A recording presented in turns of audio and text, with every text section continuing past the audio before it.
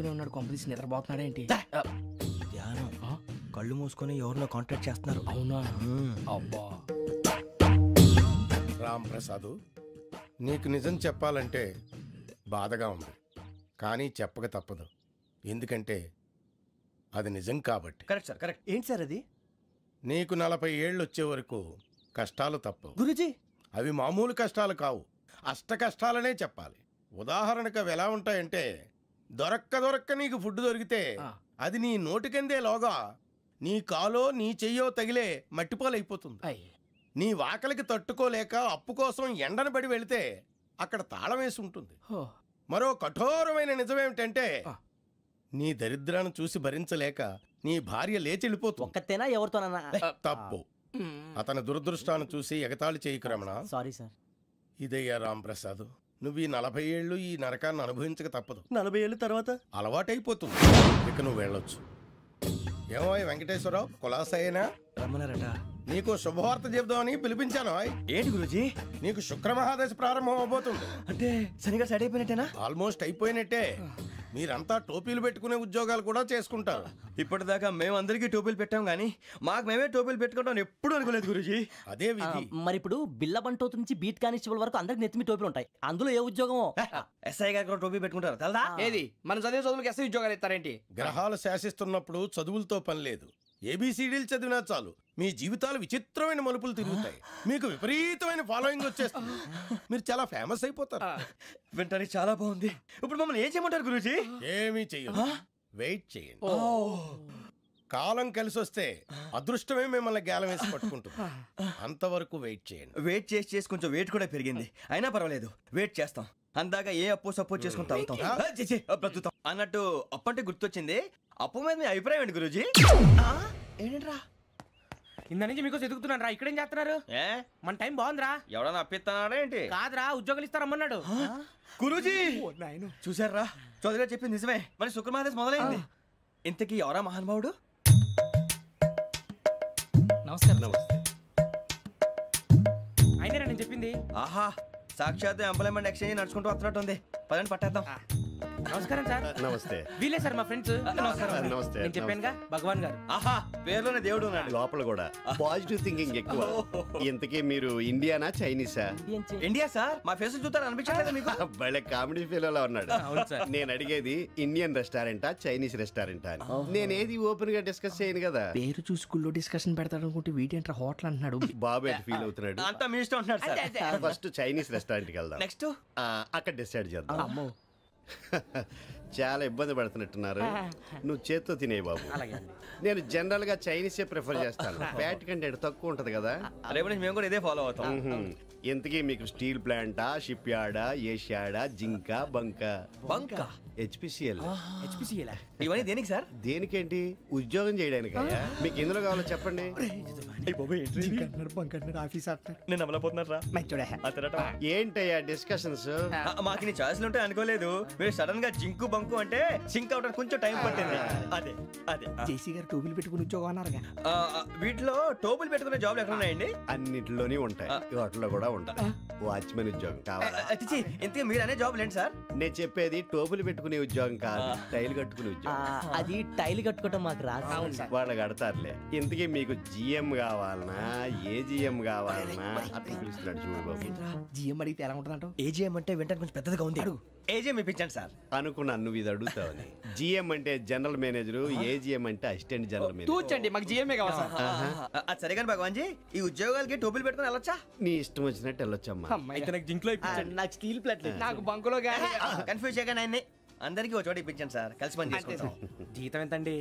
30,000 అంటే 40,000. వడ్డీ ఎంత? అప్పు కాదయ్యా, నీకు ఇచ్చే జీతం. అంటే తిరిగి ఒక్కలేదా? ఫ్రస్ట్రేషన్ లో ఉన్నట్టున్నాడు. అవునండి. నువ్వు ఇచ్చిన వాళ్ళు తీసుకోరు. మాకు అవసరం కూడా అదే. అంతేకాదు ప్రతి నెల గ్రాట్యుటీ, పిఎఫ్, సిఎఫ్. కూడా సార్? ఏ నువ్వు యాక్ట్ చేస్తావా? భగవాన్ జీ, మీరు ఇదంతా ఎందుకు చేస్తున్నారు? ఊరికే మాత్రం కాదు, నేను మంచోడని చెప్పి నా కారు పెట్రోల్ లేకుండా వెళ్తుందా? నేను ఇచ్చుకోవాల్సినవి ఉంటాయి కదా. ఇలా చూడు, అందుకని ఉద్యోగానికి వాళ్ళ ఆకారం తీసుకుంటా. మా గెటబుల్ చూసి మీరు అపార్థం చేసుకుంటున్నారు. మాకంత పొజిషన్ లేదండి బాబు. పోనీ నలుగురు కలిసి ఉద్యోగం చేసుకోవచ్చా? మీ దరిద్రం నాకు అర్థమైంది. థ్యాంక్స్. మీ నలుగురు కలిసి ఓ ₹1,00,000 ఇవ్వండి చాలు. నేను నమ్మనరా, డబ్బుల విషయంలో అసలు నమ్మను. నాన్నగారు మీరు అలా అంటాం భావ్యం కాదు. ఏదో జేసీ గారి సిఫార్సు వల్ల శని గారు సైడ్ అయ్యి శుక్రమహాదేశం మొదలైంది. ఉద్యోగం దానంతటి అదే వెతుకుంటూ వచ్చింది. అందుకని ఇంకేం కావాలో చెప్పండి. స్టీల్ ప్లాంట్ లో జీఎం అని పెద్ద పోస్ట్ అమ్మా. జీతం 30,000, నెల నెల ప్రమోషన్లు, సిఎఫ్లు, డిఎఫ్లు, పిఎఫ్లు, బిఎఫ్లు. ఇవన్నీ నువ్వు చదివిన చదువుకే. అబ్బాబే దీనికి చదువుకి సంబంధం లేదండి. చెప్పాను కదా శుక్రమహాదశ. అది దాని పవర్ అనుకోండి, ఎఫెక్ట్ ఈ అనుకోండి. రోజుల్లో కూడా గ్రహాలు ఏటా nonsense. అబ్బా ఏంటండి వాడన్న ప్రతిదాన్ని ఇలా కొట్టి పడేస్తారు. చిన్నప్పటి నుంచి లక్షలు పోస్ట్ చదివించారు. అమ్మా నువ్వు లేని పోనీ పెట్టుకో. లక్షలు ఎక్కడైనా ఊరుకోరా, మాట వరుస కదాలే. ఒక 25,000 ఇస్తే వాడి జీవితం సెటిల్ అయిపోతుంది అంటున్నాడుగా. అంతగా ఆలోచిస్తారేంటండి? అమ్మా నాకు ఉద్యోగం రాగానే మీ అందరి స్టీల్ ప్లాంట్ షిఫ్ట్ చేస్తానే. ఓకే నువ్వు చెప్పేదంతా కరెక్టేనా? నాన్నగారు మీకు అంత అనుమానం అయితే ఇవ్వకండి. సర్లే, ఇప్పటికిప్పుడు అంత డబ్బు అంటే కష్టం గానీ నా కెనటిక్ హోండా అమ్మాలి. నాకు తెలుసు మీరు ఆ నిర్ణయం తీసుకుంటారని, అందుకే పార్టీని పట్టుకొచ్చాను. బయట వెయిటింగ్.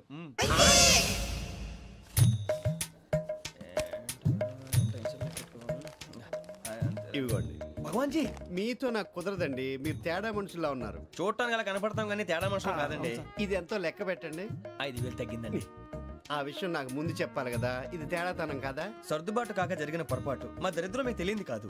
మీ ప్రాబ్లమ్స్ నాకు అనవసరం అండి. ఇప్పటికే మీ మూలంగా 3 లక్షలు బొక్క తెలుసా. మీరు ఫేస్ అంత చిరాగ్గా పెట్టకండి. రే ఆ గొలుసు ఎవరా? తొందరగా ఎవరా? ఆయన కోపం వస్తుంది. ఇదిగో తీసుకోండి. తీసుకోండి ప్లీజ్. భగవాన్ గారు తీసుకోండి సార్ ప్లీజ్.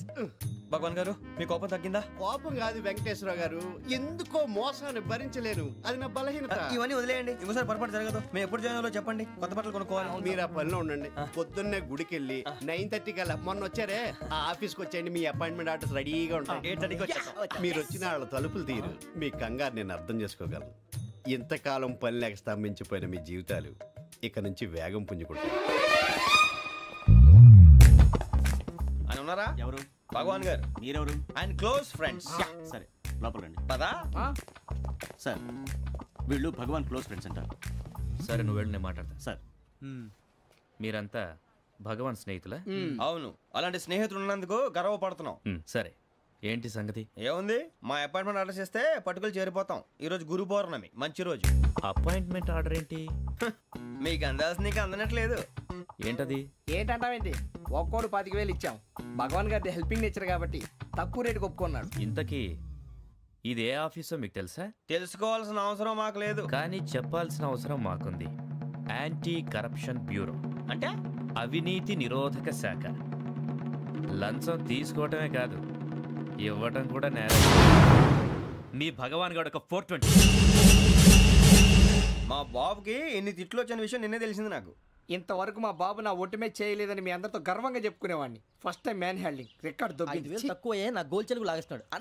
అరే కోపడకండి రా, వాడు ఇక్కడే దొరుకుతాడని మా ఫ్రెండ్ చెప్పాడు. తొక్క దొరుకుతాడు. మీకు జింక్ లో కావాలనా, బంక్ లో కావాలనా, స్టీల్ ప్లాంట్ లో కావాలనా, షిప్ యార్డ్ లో కావాలనా? అంటే ఎక్కడ పడితే అక్కడ ఇప్పిస్తారా సార్? ఎక్కడ పడితే అక్కడ, ఎలా కావాలంటే అలా చేసుకుందాం. ఇబ్బంది ఏమీ లేదు.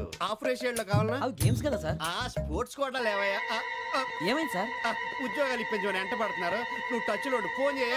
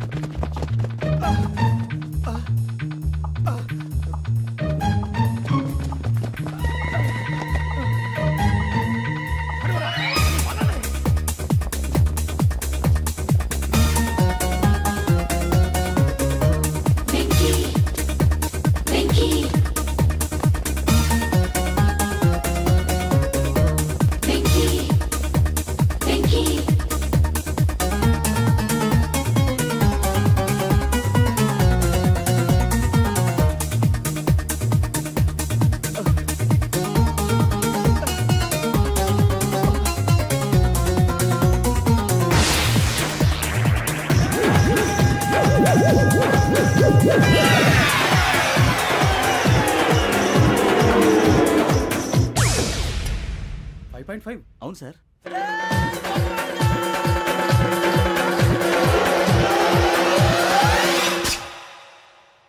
గ్రేట్.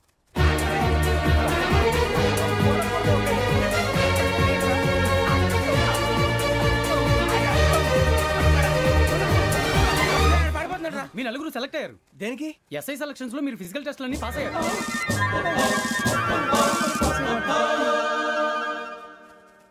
కానీ మేము అప్లై చేయలేదు సార్. అప్లై చేయలేదా? చేయి వదలకండి సార్, కాలు పట్టుకోవాల్సి వస్తుంది. రాగరాకు వచ్చిన అవకాశం. సరే, మీరంతా డిగ్రీలు పాస్ అయ్యారా? ఎప్పుడో. ఓకే, ఇప్పుడు అప్లై చేయండి. Thank you sir. నేను మేనేజ్ చేస్తాను. Thank you sir. మీరు రిటర్న్ టెస్ట్ ప్రిపేర్ అలాగే అవ్వండి. Sir. All the best. Hello, నేను గజాల మాట్లాడుతున్నాను. గజాల? జీకే గజాల మగాండి సార్. అయితే నీకు కావాల్సిన కెమెరా నా దగ్గర ఉంది. కెమెరా? నాకే కెమెరా అక్కర్లేదు. శర్మ గారు, మీరు పోలీస్ అయితే నేను దొంగని. రైల్లో పెద్ద ఆయన కెమెరా కొట్టేసింది నేనే. అందులో ఏముందో కూడా నాకు తెలుసు. ఇంకా బుకాయించడానికి ప్రయత్నం చేయకండి, అది మీకే నష్టం. ఏం కావాలి? ఏం కావాలంటే ఏం చెప్తాను. ఒక 5 లక్షలు కొట్టండి. నువ్వు ఎక్కడున్నావు? గెలాక్సీ థియేటర్ పక్కన అల్ఫా కేఫ్ లో. త్వరగా తీసుకురండి. ఇప్పుడు ఎక్కడ కొట్టాలరా నిన్ను? కొట్టకుండా పనే మార్గం లేదా? ఉంది. ఆ కెమెరా ఇచ్చేస్తే. ఆ కెమెరా ఇచ్చే లేచే ఇచ్చే తీసుకో. మాట తప్పుతున్నారు. నీలాంటి ఎదల దగ్గర కూడా మాట మీద నిలబడతారేంట్రా? అయినా నేను ఒక దెబ్బతో ఎందుకు పెడతానో తెలుసా? కరెక్ట్ 5 నిమిషాలు తెలుసు చూడు. కెమెరా దొరికిందా? వెంటనే చూడాలి. ముందు మనకు ప్లేస్ కావాలి. నా క్లోజ్ ఫ్రెండ్ ఒక అమ్మాయి ఉంది. వాళ్ళ పేరెంట్స్ ఢిల్లీలో ఉంటారు. తను ఒక్కతే ఉంటుంది. అక్కడికి వెళ్దాం.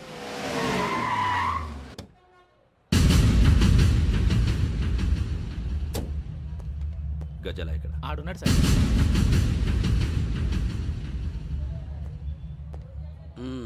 క్యాసెట్ ఎక్కడ? లేదు. Don't irritate me. Give me the cassette. లేదని చెప్పాను కదా, ఎన్నిసార్లు చెప్పాలి నీకు? ఏయ్ ఏయ్ ఏయ్, ఏంట్రా కొడతావా? కమాన్ కొట్టు. అమ్మా! అమ్మా!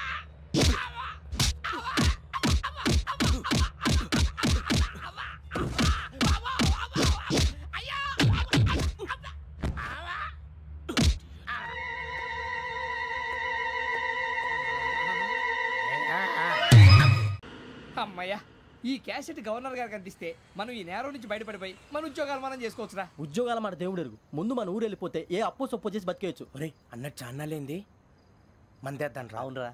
వదిలేదండి. ఓ, మందంటే ముందుండేవాడు శ్రావణి గారు మిమ్మల్ని చూసి భయపడుతున్నాడు. నాకు భయపడుతున్నాడా? మందు కొట్టక ముందు ఈడు అందరికి భయపడతాడు. మందు కొట్టిన తర్వాత ఈడికి అందరు భయపడతారు. అది తెలుసు. అబ్బే, ఇప్పుడు అలాంటివి జరగవండి. కాకపోతే ఈ మధ్య కొంచెం టెన్షన్స్ ఎక్కువ. మీకు తెలియదే ఉందండి. ఈ ఒక్కసారి కాదనకండి ప్లీజ్ అండి. చెప్పరా? ఈ ఒక్కసారి సరే, హ్యాపీగా తాగండి. నాకేం ప్రాబ్లం లేదు. అబ్బాబే వద్దురా. ఆడపిల్లల ముందు మంత తాగడం పద్ధతి కాదు. అది నాకు ఇష్టం ఉండదు. హలో, మీతో పాటు నాకు వైన్ బాటిల్ పట్టుకురావడం మర్చిపోవద్దు. వస్తానంటే నేనంటానా? వస్తానంటే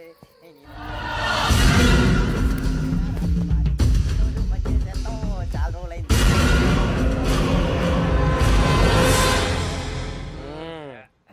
కడుపు నిండా తాగి ఎన్నాళ్ళైందిరా?